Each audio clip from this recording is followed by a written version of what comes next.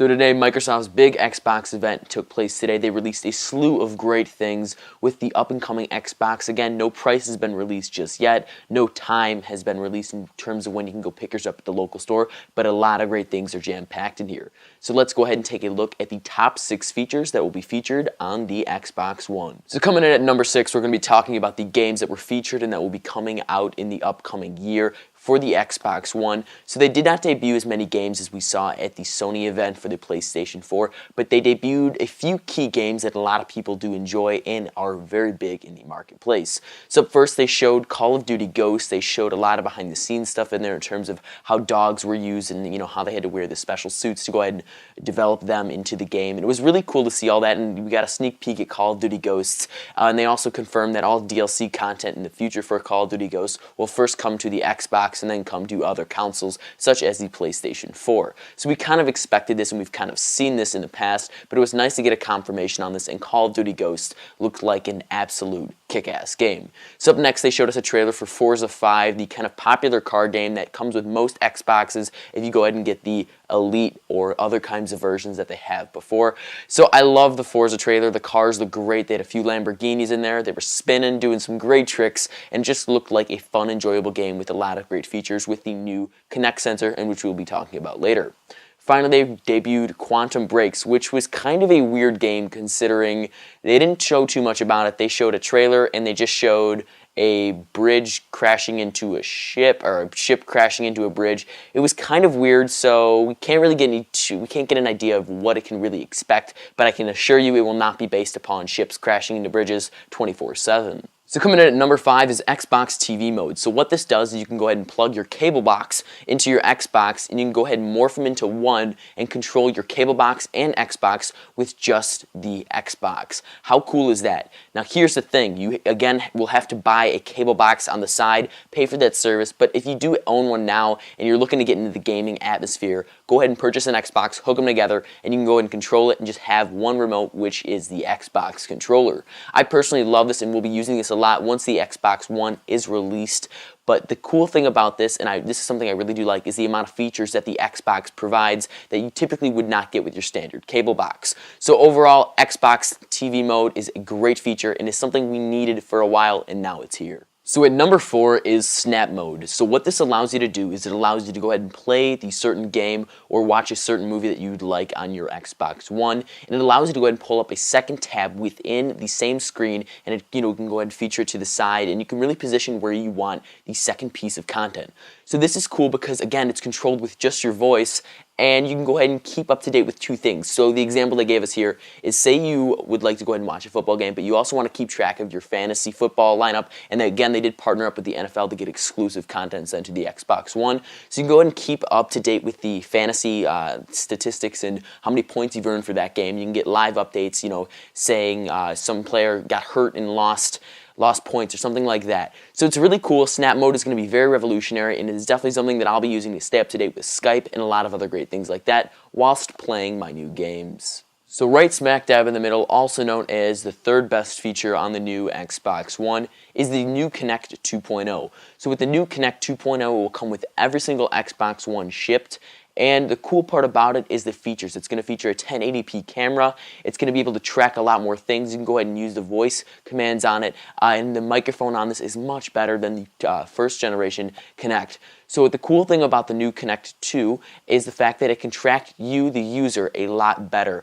And what I mean about this is you can go ahead and track your heart rate, a lot of great things, and you can see live time in terms of where you're moving, things like that, as they've now come out with software that tracks more of you versus the kind of vague guessing that the Kinect first generation did.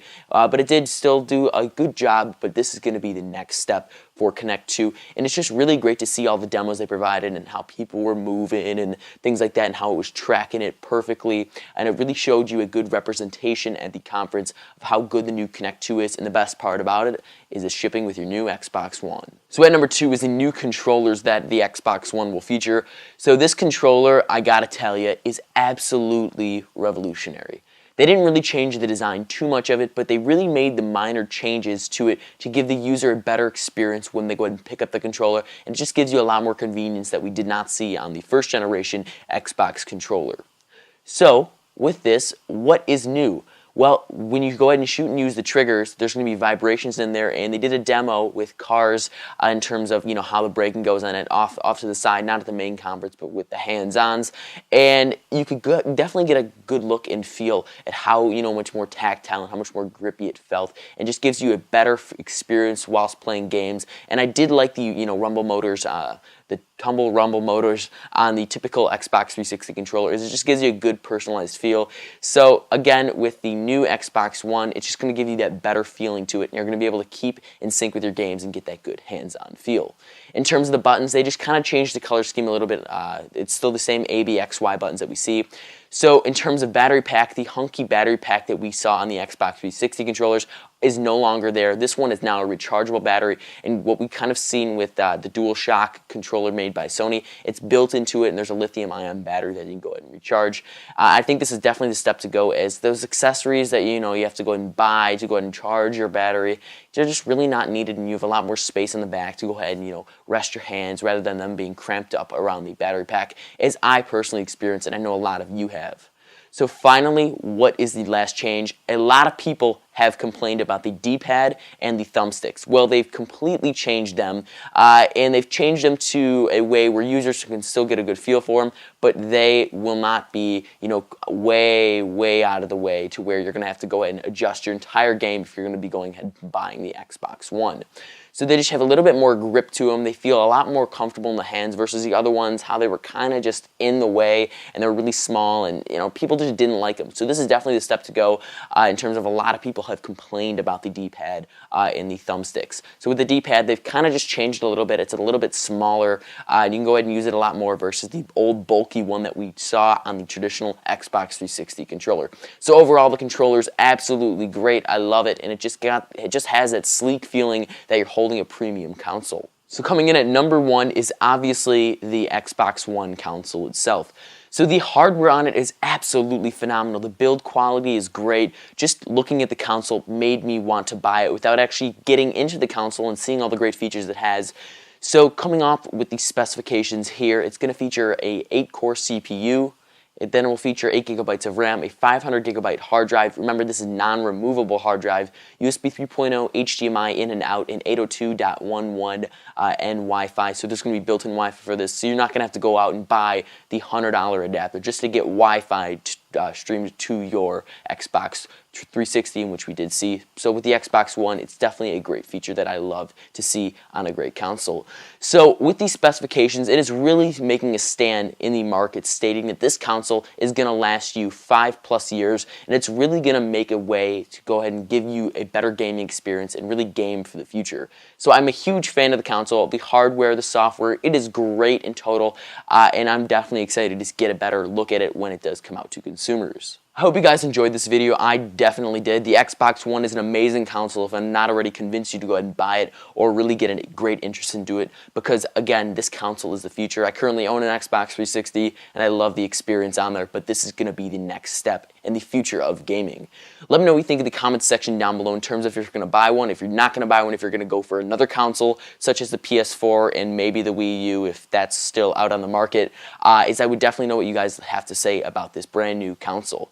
Also, be sure to like this video if you'd like more Xbox One coverage, as we'd love to give it to you guys, and it lets me know that you like these types of videos. Again, we're doing kind of a new setup here, as we are not typically on the green wall, but we're kind of in front of my desk, and I know a lot of you guys have requested that.